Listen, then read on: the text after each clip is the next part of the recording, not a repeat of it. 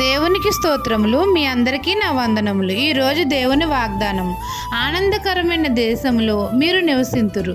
మలాకీ గ్రంథం 3వ అధ్యాయం 12వ వచనం. సైన్యములకు అధిపతి అయిన యెహోవా మనతో సెలవిచ్చినదేమనగా, ఆనందకరమైన దేశంలో మీరు నివసింతురు అని. మనమందరము దేవునికి నమ్మకమైన సాక్షులుగా జీవించాలి. విశ్వాస సంబంధమైన మంచి పోరాటం పోరాడాలి.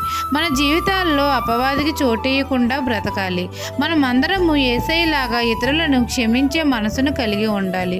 మనమందరము దేవునికి కానుకలు ఇచ్చట్లో కృతజ్ఞత కలిగి వెనుకతీయక ధారాళంగా ఇవ్వాలి. ప్రార్థన యందు పట్టుదల కలిగి ఎడతెగక ప్రార్థన చేయాలి. మనమందరము దేవుని యందు భయభక్తులు కలిగి జీవించాలి. అప్పుడు తండ్రి మనకు దాచి ఉంచిన మేలు మన జీవితాల్లో ఎంతో గొప్పది. ఇవన్నీ చేస్తే మన తండ్రి మనల్ని ఆనందకరమైన దేశంలో మనల్ని నివసింపజేస్తాడు. నిత్య